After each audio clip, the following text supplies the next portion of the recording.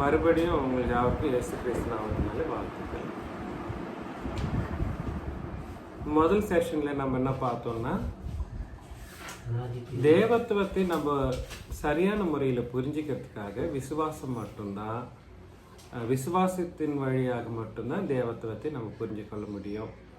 அந்த விசுவாசத்தை இன்னைக்கு இந்த உலகத்தில் இன்னைக்கு எப்படி புரிஞ்சுக்கணும்னா, உண்மையான கிறிஸ்துவன் சபையிலையும் உண்மையாக புது உடன்படிக்கை உபதேசம் பண்ணுற அந்த சபையில் மட்டும்தான் அந்த விசுவாசத்தின்படி தேவத்துவத்தை புரிஞ்சுக்கிறதுக்கு வாய்ப்புங்க இருக்குது. புரியுதுங்களா? அதுதான் நம்ம ஃபர்ஸ்ட் பாயிண்ட் பார்த்ததோம்.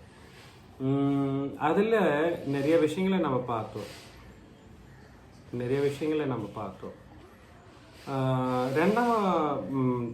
அதில் வந்து இயேசு கிறிஸ்துவனுடைய தேவத்துவத்தை புரிஞ்சுக்கணுன்னாலும் விசுவாசத்தின் வழியாக விசுவாசத்திலே நம்ம உறுதியாய் தரித்திருக்கக்கூடிய வாய்ப்புங்க இருக்குன்ற ஒரு விஷயத்தை நம்ம பார்க்குறப்போ, அதில் வந்து லௌகிகமான ஞானமோ அப்புறம் மாயமான அந்த தந்திரமான உபதேசங்களோ இல்லை பாரம்பரியங்களோ எதின் மூலமாகவே நம்ம வந்து இயேசு கிறிஸ்துவனுடைய தேவத்துவத்தையோ புரிஞ்சிக்கவே முடியாதுன்ற ஒரு விஷயத்தை நம்ம பார்த்தோம். இன்னைக்கு நிறைய பேர் அந்த மாதிரி தான் ஓடிட்டு இருக்காங்க. அது கிறிஸ்டியானிட்டியாக இருக்கட்டும், ஹிந்துவிசமாக இருக்கட்டும், எந்த மதத்துக்கு சார்ந்தவர்களாக இருக்கட்டும், அப்படி தான் போயிட்டுருக்காங்க. ரெண்டாவது பார்ட்டில் நம்ம என்ன பார்த்தோம்னா, தேவத்துவம்ன்றது வந்து பிதாவாகிய தேவத்துவம்ன்றது வந்து பழைய ஏற்பாட்டிலிருந்து காண்பிக்கப்பட்டிருந்தாலும் அந்த ஜனங்க அதை வந்து என்ன பண்ணிக்காம போயிட்டாங்கன்னா, சிந்திக்காம போனதுனால, அது யார் தப்பு? சாத்தானால் நடந்ததா? கிடையாதுங்க.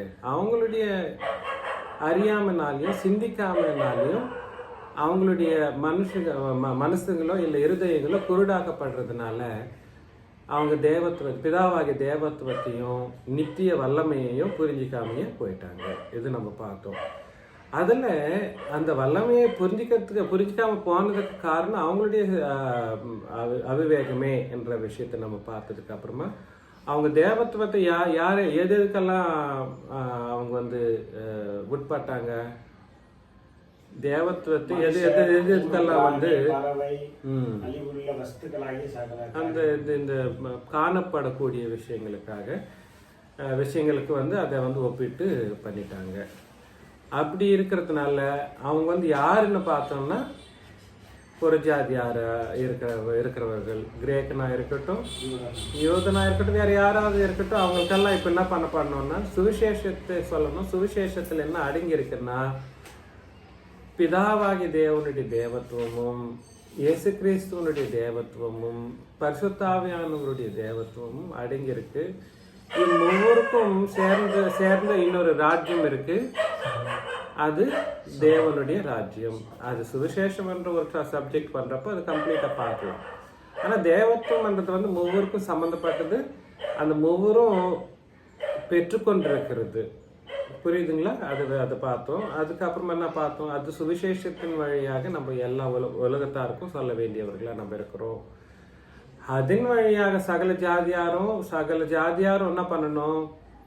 இந்த விசுவாசத்திற்கு, புது உடன்படிக்கையின் சுவிசேஷத்தின் விசுவாசத்திற்கு கீழ்ப்படிய வேண்டியவர்களா இருக்கிறாங்க என்ற விஷயத்தை பார்க்குறப்போ நம்ம என்ன பண்ணுவோம்னா, புது உடன்படிக்கையின்படி அந்த அறிவு என்னவா இருக்கோ அந்த அறிவை நம்ம பெற்றுக்கொண்டு அதுக்கு சம்பந்தப்பட்ட அந்த ஜீவனும் தேவ பக்தியும் நம்ம என்ன பண்ணணும்? கடைபிடிக்கிறவர்களாக நம்ம இருக்கணும். அதுல எப்போ ஜீவனும் பக்தியும் நம்ம கடைபிடிக்கிறவர்களா இருக்கிறோமோ அப்ப என்ன நடக்குது? தேவ ஸ்வபாவத்தில் நம்ம என்ன பண்றோம்? பங்குள்ளவர்களை நம்ம மாறுறோம். யாரெல்லாம் தேவ ஸ்வபாவத்தில் பங்கு பெற்று இருக்கிறாங்களோ அவங்களுக்கு என்ன இருக்குங்க? நித்திய மகிமையில பிரவேசம் கிடைக்குது. நித்திய மகிமையில நம்ம பிரவேசிக்கிறோம். அதுதான் நம்ம செகண்ட் சப்ஜெக்ட்ல பார்த்தோம். மூணாவது நம்ம ரொம்ப ரொம்ப ஈஸியஸ்ட் விஷயம் இது, ரொம்ப அந்த டெப்த்து அவ்வளோ டெப்த்து போகாது. மூணாவது விஷயத்தில் வந்து தேவத்துவம் வந்து நம்ம நினைக்கிற மாதிரி ஒரு சுலபமான விஷயம்தான்.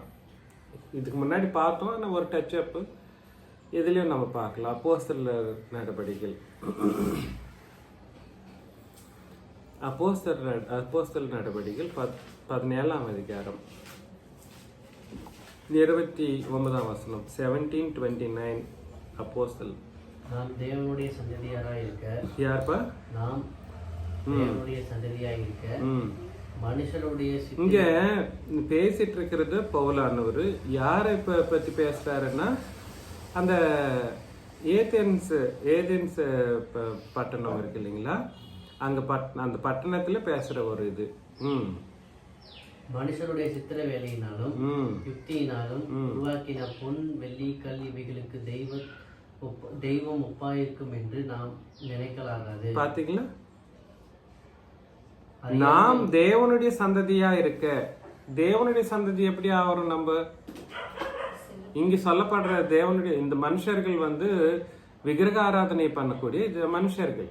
அவர்கள்கிட்ட போயிட்டு நம்மளெல்லாம் நாம் எல்லாரும் சேர்த்து பேசுறாரு. அவர்கள் எப்படி தேவனுடைய சந்ததியா இருப்பாங்க? ஏன்னா அவர்தான் எல்லாத்தையும் சிருஷ்டித்தார். எக்ஸாக்ட்லி. அது வந்து பிரைமரி சன்ஷிப்னு சொல்லலாம். பிரைமரியா அது என்ன எப்படி சொல்றது? பிராதமிகம் பண்றது என்ன?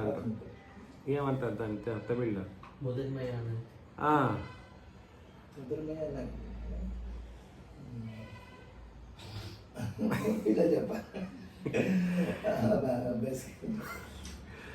Primary sonship. தேவன் எல்லாரையுமே சிருஷ்டித்ததுனால அவருக்கு வந்து பிள்ளைகளா கூப்பிடப்பட முடியும். ஆனா உடன்படிக்கையின்படி பிள்ளைகளாகிறது வேற. அதுதான் நான் சொல்ல வர்றது. உடன்படிக்கையின் வழியாக பிள்ளைகள் ஆகிறது வேற விஷயம். ஆனா உடன்படிக்கை அல்லாம வெறும் பிதாவாகிய தேவன் அவர்களை சிருஷ்டித்த காரணத்தினால வர்ற அந்த குமாரத்துவம் அது வேற. அது ஜெனரலா அதை சொல்லலாம். அதுதான் அங்கே அதுதான் அதனுடைய கருத்து. நாம் தேவனுடைய சந்ததியா இருக்க மனுஷருடைய சித்திர வேலையினாலும் என்னதுங்க? அது வந்து சித்தி அடிப்பாங்க. சுத்தி வச்சு சித்தியா அடிச்சு இது பண்ணுவாங்க. சித்திரமா அது பார்க்கறதுக்கு அழகான்ற ஒரு அர்த்தம் அதுங்க. வேலையினாலும் யுக்தியினாலும் என்னதுங்க? யுக்தி என்னதுன்னா இவங்களுடைய ஃபீலிங்க வந்து அந்த பொம்மையில காமிக்கிறதுக்கு ட்ரை பண்ணுவாங்க. அப்படியே சிரிக்கிற மாதிரி பயமா நாக்க வந்து இப்படி வெளியில வெட்டிட்டு இது பண்ணி இப்படியே கண்ணுங்களை எப்படி பெரிய அதெல்லாம் யுக்தினால் பண்றது. யுக்தினாலும் இவங்க சித்தரிக்கிறாங்க. எப்படி சித்தரிக்கிறாங்கன்னா இவங்க யுக்தினாலும் சித்தரிக்கிறாங்க. யுக்தி என்னடான்னா இவங்களுடைய ஃபீலிங் எப்படி வரணும், ஒரு தேவனானவன்றதுக்கு வந்து பயப்படணும் ஜனங்கன்றதுனால பயங்கரமா ஒரு கரியோன்னு இருக்கக்கூடிய ஒரு சிலையை எடுத்துட்டு வந்து இவங்களுடைய ஃபீலிங்கை கொண்டு அந்த பொம்மைக்கு வந்து ஃபீலிங்ஸ் இருக்கிற மாதிரி ஒன்று ரெடி பண்ணுவாங்க. புரியுதுங்களா நான் சொல்றது? காது ரொம்ப பெருசா இருக்கிற மாதிரி ஆகும், மூக்கு வந்து சின்னதா இருந்து கண்ணுங்களே இவ்வளவு பெருசா இருக்கிற மாதிரி ஆகும், நாக்கு வந்து இவ்வளவு பெருசா தொங்குற மாதிரி ஆகும். அதெல்லாம் யுக்தியா யோசனை பண்ணி சித்திரைகளினால என்ன பண்றது? செதுக்கிறது. அது யுக்தியினாலும் உருவாக்கின பொன் வெள்ளி கல் இவைகளுக்கு தெய்வம், அங்க தெய்வத்துவம் டிவினிட்டி இல்ல டெய்டின்ற வேர்ட் யூஸ் பண்ணப்பட்டிருக்குங்க. தயவு செஞ்சு அந்த வேர்டையும் நீங்க பாத்துக்கணும். இந்த 4 இடத்துல தவிர வேற எங்கேயுமே நீங்க புது ஏற்பாட்டிலையும் பார்க்க முடியாது, பழைய ஏற்பாட்டிலையும் பார்க்க முடியாது. எங்க இங்க சொல்லப்பட்ட அப்போஸ்தலர் நடவடிக்கைகள் 17ஆம் அதிகாரம் 29ஆம் வசனத்திலையும், அப்புறம் ரோமர் 1ஆம் அதிகாரம் 20ஆம் வசனத்திலையும், அப்புறம் 2 பேதுரு 1ஆம் அதிகாரம் 4-5ஆம் வசனத்திலையும், கொலோசியர் 2ஆம் அதிகாரம் 9ஆம் வசனம். இங்க தவிர வேற எங்கேயுமே தேவத்துவம் என்ற ஒரு வேர்ட் யூஸ் பண்ணப்படலை. புரியுதுங்களா? அதனாலதான் நான் ஏதாவது ஒன்று சொல்லணும்னு நினைச்சேன்னா எனக்கு வந்து என்ன தேவைன்னா எல்லாருக்கும் யுக்தியா யோசனை பண்ணி மேட்ச் பண்ணி பேசுற வசனங்கள் இருந்தா எனக்கு மட்டும் அப்படி கிடையாது. சின்னராஜாக்கு அப்படி கிடையவே கிடையாது. ரெஃபரன்ஸ் சொல்லணும், அது டைரக்டா சொல்லணும், அது என்ன சொல்லிச்சோ அதன்படி தான் நம்ம போகணும். புரியுதுங்களா? இங்கு சொல்லப்பட்ட அந்த தெய்வம் என்ற அந்த ஒரு வார்த்தை டிவினிட்டியை குறிக்கிற ஒரு வார்த்தை. அதுங்களுக்கெல்லாம் வந்து என்ன இருக்கல, இவைகளுக்கு தெய்வம் ஒப்பா இருக்கும் என்று நாம் நினைக்கலாகாது. புரியுதுங்களா? நாம் நினைக்கலாகாது. அறியாமையுள்ள காலங்களை தேவன் காணாதவர் போல் இருந்தார், இப்பொழுதோ மனித மனம் திரும்ப வேண்டும் என்று எங்கும் உள்ள மனுஷர் எல்லாருக்கும் கட்டளையிடுகிறார். பாத்தீங்களா? அந்த காலத்துல எப்படி பார்த்தாராம் தேவனானவர்? காணாதவரா இருந்தாராம். ஏன்? தேவத்துவம்ன்றது வந்து இயேசு கிறிஸ்துவின் சிலுவையிலே என்ன பண்ணப்பட்டுச்சு? சிலுவையில விசுவாசத்தின் மூலமாகவும் அப்போஸ்தலருடைய உபதேசத்தின் வழியாகவும் சபையின் வழியாகவும் விசுவாசத்துக்குரிய வார்த்தைகளை வெளிப்படுத்தி ஆயிடுச்சு. அதனால இன்னைக்கு எந்த மனுஷரும் என்ன பண்ணணும்? அந்த தெய்வத்துவத்தை சரியான முறையில புரிஞ்சுக்கணும். இன்னுமே அந்த தெய்வத்துவத்தை நீங்க புரிஞ்சிக்காமையே எவனோ சித்திரித்தத்தை வச்சு நீங்க என்ன பண்ண முடியாது, என்ன பண்ணக்கூடாது, தேவத்துவத்தை நீங்க புரிஞ்சு கொள்ள கூடாது. அதுதான் அதனுடைய நோக்கம். புரியுதுங்களா? ஆனா அப்படி இருக்குங்களா? இன்னைக்கு கிறிஸ்டிய பைபிள் வச்சிட்டு இருக்கவங்களே மாதான்றாங்க, என்ஜாய்மெண்ட்டுக்காக அங்க போறாங்க, சிலுவை பொம்மை வச்சிட்டு இருக்காங்க. எந்த சர்ச் பில்டிங்ல எங்க பார்த்தாலும் சிலுவை பொம்மை தான். சிலுவை வந்து ஒரு சாபத்துக்குரியது. என்னதுங்க? சிலுவையே ஒரு சாபத்துக்குரியது. அது ஆசீர்வாதத்துக்குரியதா? கிடையவே கிடையாது. அந்த simple is for the accursed system. அது வந்து ஒரு சபிக்கப்பட்ட ஒரு மார்க்கம், சிலுவையின் மார்க்கம். ஆனா நான் சொல்ற சிலுவை வந்து புது உடன்படிக்கையின் சிலுவை வேற. சிலுவை பொம்மையா வச்சுட்டு இருக்கிறவங்க வந்து சபிக்கப்பட்டவங்க. இயேசு கிறிஸ்துனுடைய சிலுவை என்றது வந்து அது அவருடைய மரணத்தை குறிக்கக்கூடிய ஒரு இதுவா இருக்கு இல்லைங்களா? அது ஆவிக்குரிய சிலுவை வந்து என்னதுங்க? ஆசீர்வாதத்துக்குரியது, ஆவிக்குரிய ஆசீர்வாதத்திற்கு உரியது. அதனால நான் என்ன சொல்ல வரேன்னா, மனுஷர்களினாலே சொல்லுங்க,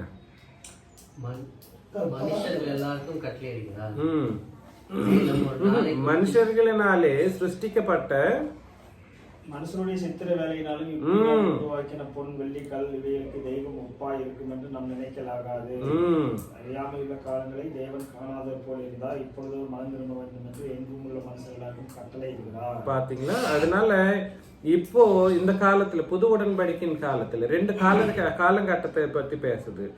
அந்த காலகட்டத்தை என்னவா பேசினாங்க சொல்லுங்க? நியாயப்பிரமாணத்தின் காலகட்டம். நியாயப்பிரமாணத்தின் காலகட்டத்தை என்ன சொல்றாரு இங்க? அறியாமையுள்ள காலம். என்ன அறியாமையுள்ள காலம்? தேவத்துவத்தை பற்றி அறியாமையுள்ள காலம். அது இதுதான் ரூலு. என்னது அறியாமையுள்ள காலம்? தேவன் என்ற தேவத்துவத்தையே அறியாமையுள்ள காலம். எந்த காலம்? பழைய ஏற்பாட்டின் காலம். ஏற்பாட்டின் காலம் பிப்ளிக்கலா பார்த்தோம்னா அப்படிதான். ஆனா அந்த பழைய ஏற்பாட்டில் இருக்கக்கூடிய அந்த மனுஷர்களோ இஸ்ரவேலர், பழைய ஏற்பாட்டில் இருக்கக்கூடிய மனுஷர்கள் யாரு மட்டும்தான் குறிக்குது? இஸ்ரவேலர்கள். அந்த காலம் யாரை குறிக்குது? அந்த ஹோல் காலம் யாரை குறிக்குது? இஸ்ரவேலரும் குறிக்குது. இஸ்ரவேல் அல்லாதவர்கள் புறஜாதியாரையும் குறிக்கிறது. ஆனா 2 பேருக்குமே அறியாமையுள்ள காலம்னு சொல்லிடுறாரு. அப்படின்னா நம்மளுக்கு என்ன தெரியணும்னா, அந்த தேவத்துவத்தை பத்தி நம்ம தான் தெரிஞ்சுக்கணுன்றதுதான் தேவனுடைய நோக்கமே. யாரு தெரிஞ்சுக்கணும்? அதுதாங்க. அதான் அறியாமையுள்ள காலம்னு சொன்னாங்க. இப்ப அறியப்பட்டிருக்குதே. அதுதான் நீங்க பாத்தீங்க பேதுருல பார்த்தப்போ, பிதாவாகிய தேவனையும் கர்த்தராகிய இயேசு கிறிஸ்துவையும் அறியக்கூடிய அறிவு. அறியாமையுள்ளன்றது வந்து இயேசு கிறிஸ்துவையே அறியாமையுள்ள காலம். அது அவருடைய தேவத்துவத்தை அறியாமையுள்ள காலம். பிதாவாகி தேவத்துவத்தை அறியாமையுள்ள காலம் எந்த காலம்? நியாயப்பிரமாணத்தின் காலம். அதுக்கு முன்னாடி இருக்கக்கூடிய அந்த பிதாக்களின் காலம். அந்த காலகட்டத்துல தேவனையும் நம்முடைய கர்த்தராகிய இயேசுவையும் அறிகிற அறிவினால் இன்னைக்குதான் அவர் அறியப்பட்டிருக்கிறாரு. ஆனா அந்த கிறிஸ்துவன் சபையில இருக்கிறவங்களுக்கும் அறியாமையே போயிடுச்சுங்களே. எப்படிப்பட்ட ஒரு மோசமான காரியங்கள் இன்னைக்கு நடந்துட்டு இருக்கு. எப்படி இது மோசமா இல்லையா? இது ஒரு தப்பான வழிபாடுகளா இல்லையா? கிறிஸ்துவன் சபைன்னு சொல்லிட்டு இயேசு கிறிஸ்துவனுடைய தேவத்துவத்தை அறிந்திருந்தோம் அவருக்கு ஆராதனையே பண்ணாம போயிட்டு இருக்காங்களே. அதுக்குதான் சொல்றேன், இன்னொரு வாட்டி பார்க்கலாம். ரோமர் 1 அதிகாரம் 25 வசனம் பாருங்க. தேவனுடைய சத்தியத்தை அவர்கள் பொய்யாக மாற்றி சிருஷ்டிகரை தொழுது சேவியாமல். தேவனுடைய சத்தியம் பண்றது என்னதுங்க? 2 காணப்படாதவைகள். என்னது அது? தேவத்துவம், நித்திய வல்லமை. இந்த 2மே தேவனுடைய சத்தியங்கள். புரியுதுங்களா? அவர் காணப்படாதவர். அவர் சொன்ன வார்த்தைகள் இன்னைக்கு சத்தியமா நம்மளுக்கு எழுதப்பட்டிருக்கிறது புது உடன்படிக்கையின் வழியாக. இந்த சத்தியத்தை அறிந்திருந்தும் இன்னைக்கு என்ன பண்ணிட்டு இருக்காங்க? படிப்பா, சிருஷ்டிகரை தொழுது சேவியாமல் சிருஷ்டியை தொழுது சேவித்தார்கள். பாத்தீங்களா? தொழுது சேவிக்கிற என்ற ஒரு வார்த்தை. தேவத்துவத்தை புரிஞ்சுக்கணும்னா தயவு செஞ்சு பாருங்க, சேவிச்சு ஆராதனை பண்ண வேண்டியவர்களா இருக்காங்க. தேவத்துவம் இருந்துச்சுன்னா சேவித்து ஆராதனை பண்ணணும். அப்ப இயேசு கிறிஸ்து தேவத்துவம் உள்ளவர், அவரை சேவித்து ஆராதனை பண்ணணும். பரிசுத்தாவியானவர் தேவத்துவம் உள்ளவர், ஆனா இன்னைக்கு நம்ம கூட இருக்காரு. தேவத்துவம் உள்ளவரா இருந்தாலும் அவர் ஆராதனை பண்ணணும்ன்ற மாதிரி நம்மளுக்கு எந்த வசனமும் சொல்லல. நீ வசனம் எப்படி சொல்லுது அப்படிதான் நீ ஆடணுமே. இந்த லாஜிக்கை வச்சு அப்ப பரிசுத்தாவியானவரும் தேவத்துவம் உள்ளவர், அவரையும் ஆராதனை பண்ணணுமா? அதுக்கு வசனமே இல்லையே. வசனம் இருக்கா? வசனம் இல்லாத அப்ப நீ அவர் ஆராதனை பண்ணவே கூடாது, பண்ண முடியாது கூட. ஆனா அவரின் மூலமா தான் ஆராதனை பண்ணணும்ன்றது நம்மளுக்கு கட்டளையிடப்பட்டிருக்குது. பிலிப்பி 3 சரி, நிறைய வசனங்களை நாம பார்க்கிறப்போ அவர் மூலியமா தான் எல்லாமே நடத்தணும். எல்லாமே. எந்த வசனம்? எல்லா வசனம் அதுதான் சொல்லுது. அப்போஸ்தலர் நடவடிக்கைகள் 28 என்ன சொல்லுது? தேவன் தன் சுய ரத்தத்தை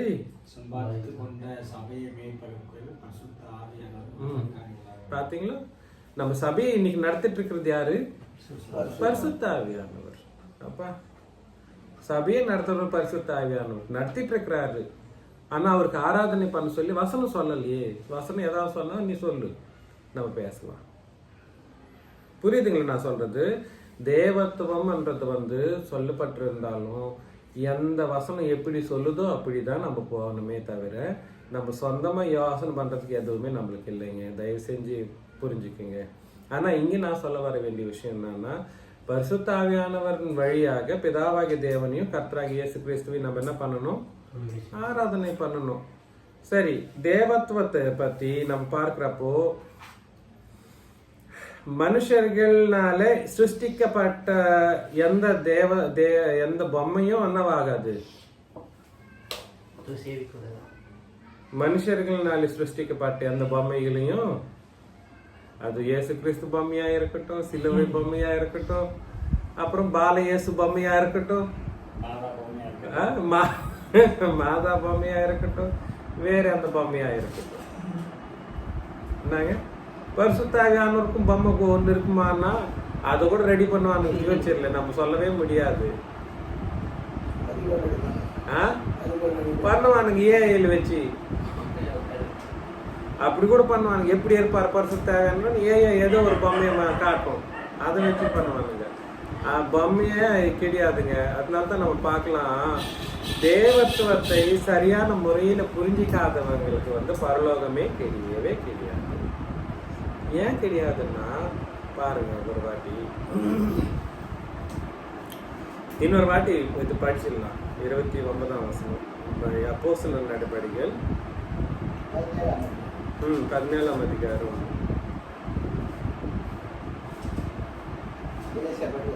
27 இருந்து பார்க்கலாம். கர்த்தராகிய தம்மை அவர்கள் தடவையாகிலும் கண்டுபிடிக்கத்தக்கதாக தம்மை தேடும்படி அப்படி செய்தார். அவர் நம்மில் ஒருவருக்கும் தூரமானவர் அல்லவே. அவர் நமக்கு ஒருவருக்கும் தூரமானவர் அல்லவே. ஏனெனில் அவருக்குள் நாம் பிழைக்கிறோம், அசைகிறோம், இருக்கிறோம். அப்படியே உங்கள் புலவர்களிலும் சிலர் நாம் அவருடைய சந்ததியார் என்று இங்க ஒரு புலவர்களில் சிலர்ன்னு சொன்னார்கள் இல்லைங்களா? அப்ப யார் அந்த புலவர்கள்? அந்த ஏதென்ஸ் சிட்டியில அந்த புலவர்கள் இருந்தாங்க கொஞ்சம் பேர், தேவனை அறியாதவர்கள். அவங்க என்ன பண்ணாங்கன்னா, தேவன் வந்து இதுவா என்னது ஸ்காலர்ஸ்ன்னு சொல்றாங்கல்ல, அந்த ஸ்காலர்ஸ் அவங்களுடைய யோசனையில என்ன பண்ணிருப்பாங்க, எழுதியிருப்பாங்க, தேவனானவனை வந்து நம்ம வந்து சிருஷ்டிக்க முடியாது, அதுக்கு வந்து புலவர் தேவையா, ஸ்காலர் தேவையா? இல்லை. புரியுதுங்களா நான் சொல்றது? ஆனாலும் அவங்க அந்த காலத்துல அவங்க புலவர்களே இப்படி எழுதியிருக்காங்களேன்னு சொல்றாரு. அதுக்கு நீங்க என்ன தெரியுங்களா? தெலுங்குல அதுக்கு என்ன சொல்றாங்க தெரியுங்களா? நீங்க பாத்தீங்களா? அவங்களுடைய அவங்க புலவர் எழுதின அந்த புஸ்தகத்திலே படிச்சுட்டு பவுலானவர் அவங்களுக்கே உபதேசம் பண்ணி அவங்களே கிறிஸ்டியானிட்டிக்கு மாத்துறாங்கன்றதுனால நானும் ராமாயணத்துல இருந்து இயேசு கிறிஸ்துக்கு உபதேசம் பண்றேன், நானும் மகாபாரதத்துல இருந்து இயேசு கிறிஸ்துவ உபதேசம் பண்றேன், சனாதன தர்மத்தில இருந்து நான் இயேசு கிறிஸ்துவ நான் உபதேசம் பண்றேன்னு சொல்றாங்க. நடந்துட்டு இருக்கு நிறைய பேர் அந்த மாதிரி. அவனுக்கு பேர் திருப்பி அப்போஸ்தலனா ரஞ்சித் ஓஃபிர்னு சொல்லிட்டு சனாதன தர்மத்தில இருந்து சனாதன தர்மம் உண்மைதான் அவங்களுக்கு மெச்சிக்கிற மாதிரி பண்ணிட்டு அவங்கள இருந்து நிறைய பேர் கிறிஸ்டியானிட்டிக்கு மாத்துறாங்க. அதுதாங்க நான் அதுதான் சொல்றேன். அப்போஸ்தலருடைய பவுலானவர் வந்து புலவர்கள் என்ன சொன்னாங்கன்றத வந்து அவங்க எல்லாம் நிரூபிச்சு எல்லாம் பேசல. அப்போஸ்தலர்கள் சும்மா லைட்டா டச் பண்றேன், உங்களே அந்த மாதிரி பண்ணியிருக்காங்கன்ற ஒரு விஷயத்த அப்போ அவருடைய அப்போஸ்தலருடைய அதிகாரத்தின்படி அவர் பேசினாரே தவிர, அவர் பேசியிருந்தாலும் அதுக்கு யாரு இப்போ உடந்தியா இருந்தது? யாரு? பரிசுத்த ஆவியானவரும் தேவ வல்லமையும் உடந்தியா இருந்துச்சு. பரிசுத்த ஆவியானவரும் தேவ வல்லமையும் உடந்தியா இருந்ததுனாலதான் அவங்க பேசினாரு. எது பேச இருந்தாலும் அப்போஸ்தலர்கள் அவர்களுக்குள்ள யார் இருந்து பேச வச்சாங்க? ஆவியானவரும்.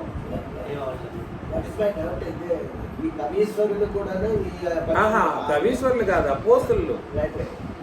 அப்போஸ்தலர்கள் அந்த புலவர்களை பற்றி பேசுற ஒரு சூழ்நிலையா அவங்களுக்கு எப்படி தெரியும்? புரியுதா? இவங்க அன்னைக்கே போறாங்க எங்க அந்த பட்டணத்துக்கு, அந்த பட்டணத்துக்கு போறது அன்னைக்கு போய் அன்னைக்கு உபதேசம் பண்ணி பேசுறதெல்லாம் வந்து எப்படி நடக்கும்னா ஆவியின் மூலமா அவங்க பேசுறப்ப பேசுறாங்க. இன்னைக்கு அந்த மாதிரி ஏதாவது ஒரு சூழ்நிலை நம்மளுக்கு கிடைக்குமா? ராமாயணத்துல இருந்து எந்த பாட்டு நான் பேசுறதுக்கு எனக்கு பரிசுத்த ஆவியானவர் இல்லை ஏவ பண்ணி பேச வைப்பாரா? அந்த மாதிரி எல்லாம் ஒன்றும் நடக்காதுங்க. இதுதான் பொய்யான உபதேசங்களுக்கு மூலம்.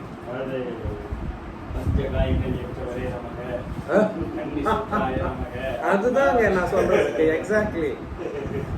அதுக்கு இவங்க வழக்கம் கொடுக்குறாங்க, நீங்க இயேசு கிறிஸ்துவை பத்தி தான் சொல்லுது பாருங்க, இன்னும் சில பேர் ரட்சிப்பாங்க அப்படின்னு சொல்லி. அது அந்த மாதிரி எல்லாம் ரட்சிக்கப்படக்கூடாது. அது ரட்சிப்பே கிடையாது. அதன் வழியாக விசுவாசமே இருக்கக்கூடாது. அதனாலதான் சொல்றாரு, ஏனெனில் அவருக்குள் நாம் பிழைக்கிறோம், அசைகிறோம், இருக்கிறோம். பிழைக்கிறோம், அசைகிறோம். யாருக்குள்ளே? பிதாவாகிய தேவனுக்குள்ளே. அப்படியே உங்கள் புலவர்களிலும் சிலர் நாம் அவருடைய சந்ததியார் என்று சொல்லி இருக்கிறார்கள். நாம் தேவனுடைய சந்ததியாய் இருக்க மனுஷருடைய சித்திர வேலையினாலும் அப்புறம் யுக்தியினாலும் உருவாக்கின பொன் வெள்ளி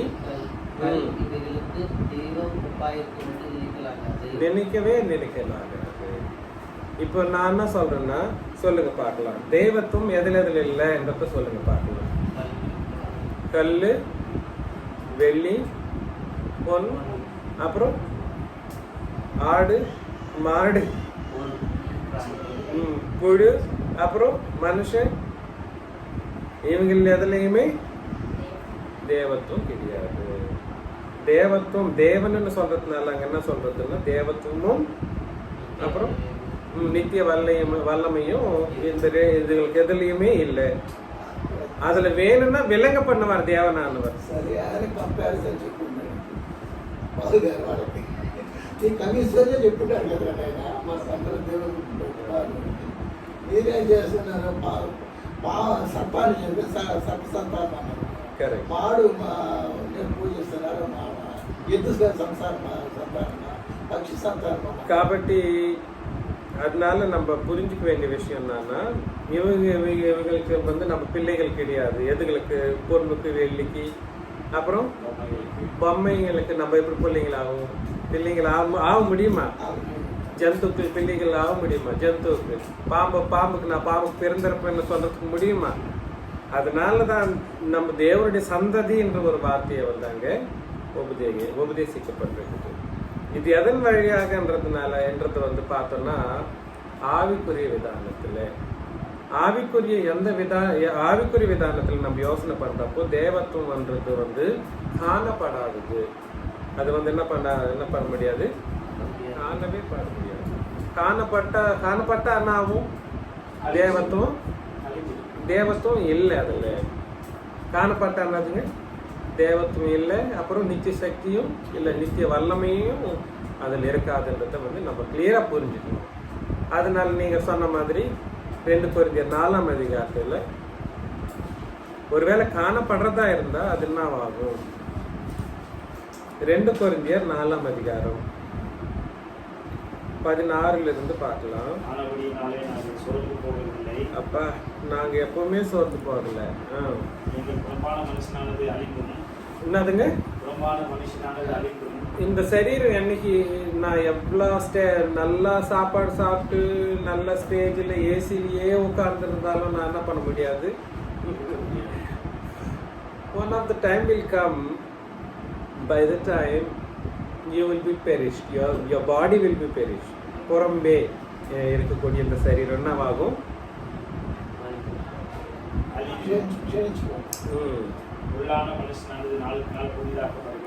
உள்ளான மனுஷன் நாளுக்கு நாள் என்ன பண்ணப்படுங்க? என்னதுங்க நம்மளுக்கு உள்ளான மனுஷன் நாளுக்கு நாள் புதிதாக்கப்படுறது என்னது? அது எப்படி நாளுக்கு நாளே புதிதாக்கப்படுறது? எப்படி அது?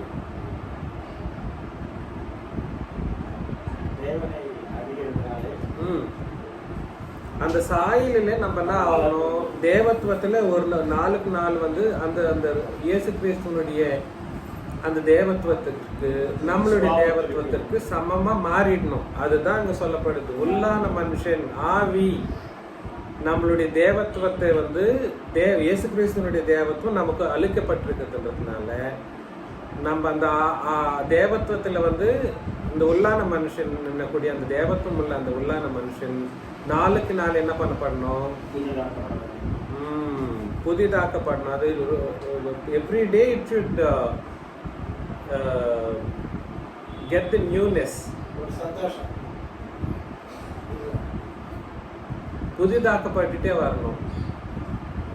புதிதாக்கப்பட்டுட்டே வரணும்னா பாவங்கள் வந்து என்னைக்கு செஞ்சுட்டு இன்னைக்கு செஞ்சு பாவம் நாளைக்கு செய்யக்கூடாது. ஒருவேளை பாவம் பண்ணிட்டா வந்து அதை திருப்பி நம்ம செய்யக்கூடாது.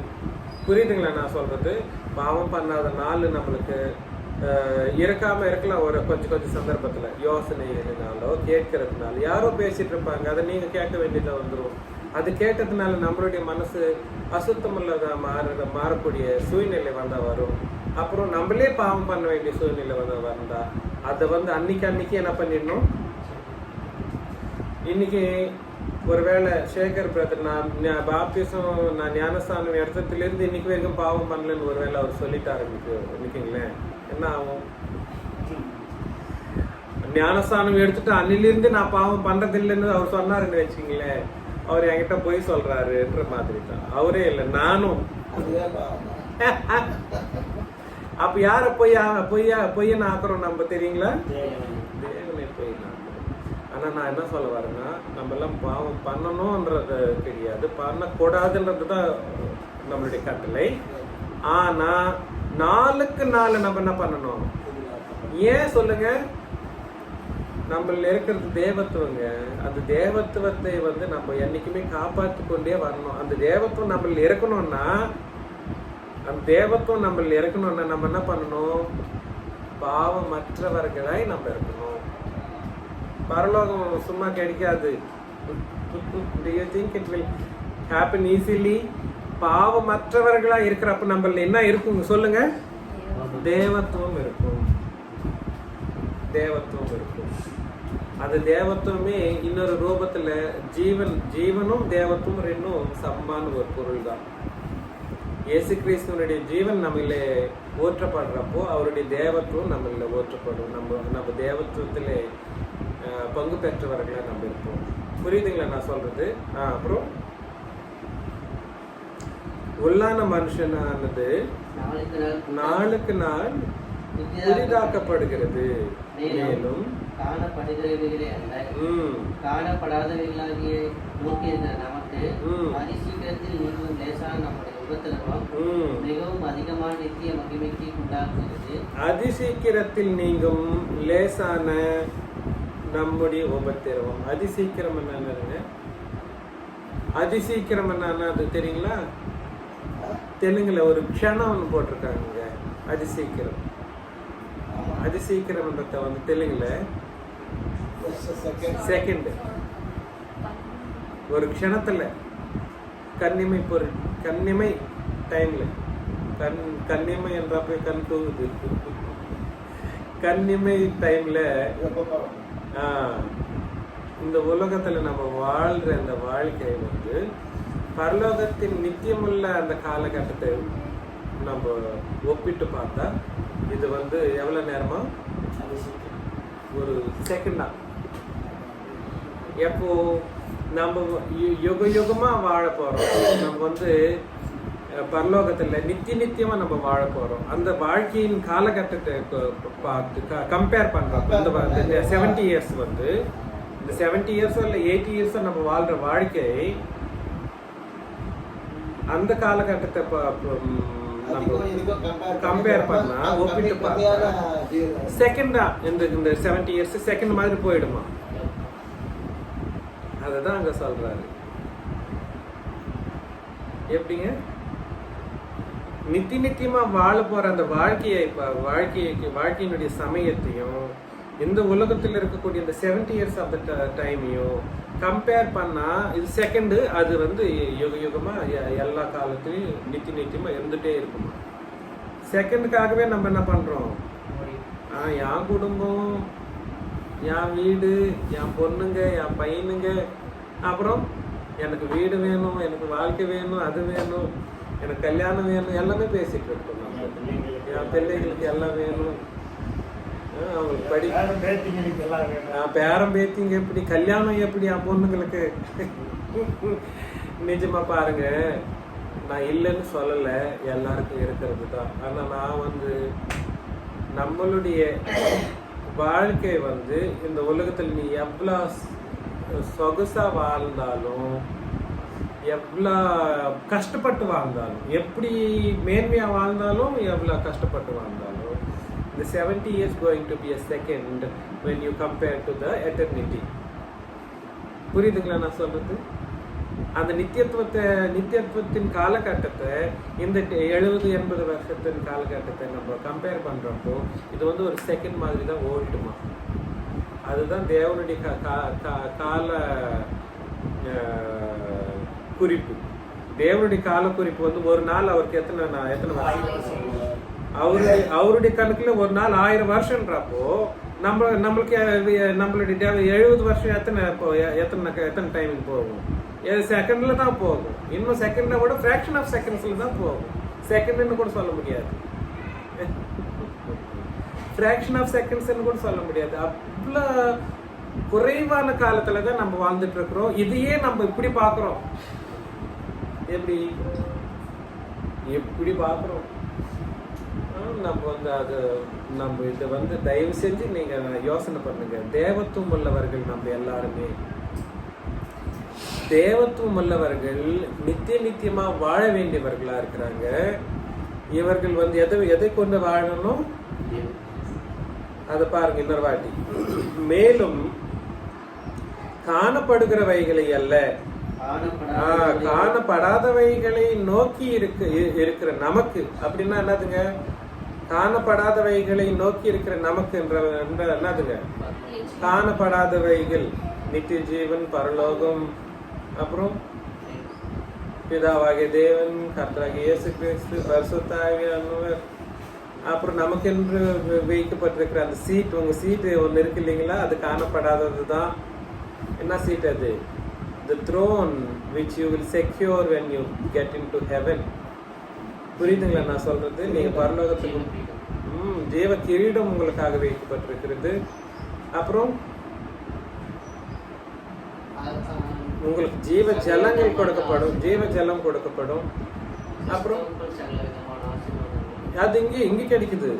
சகலவித ஆவிக்குரிய ஆசீர்வாதங்கள் உலகத்திலே சபையில வச்சிட்டு இருக்கிறாரு. உலகத்துல இருக்கக்கூடிய சபையிலே வச்சிருக்காரு. ஆனா இதெல்லாம் வந்து நித்தியமா இருக்கக்கூடியவைகள். புரியுதுங்களா நான் சொல்றது? அதுக்காக தான் நம்ம யோசனை பண்ணணும். நம்மளுக்கு அதுக்கு தான் தேவத்துவத்தை நம்ம கொடுக்கப்பட்டிருக்குதுங்க. அதுதான் நான் சொல்றது. தேவத்துவம் வந்து ஒரு நாள் வந்து உங்களை வந்து ஒரு நாள்லயே உங்களை வந்து இல்ல இந்த 70 வருஷத்துலயே உங்களை வந்து இது பண்ணிட முடியும்ன்றது தெரியாது. தேவத்துவம் உங்களுக்கு ஒரு நாள் பிரவேசிச்சிருச்சுன்னா அது என்றென்றைக்குமே இருந்துட்டு இருக்கும். அது உங்களை வந்து பரலோகத்துக்கு கொண்டு போகும். ஆனா நம்ம வந்து நிறைய சமயத்துல அந்த நோக்கத்திலேயே இருக்க மாட்டோம்ன்றமே.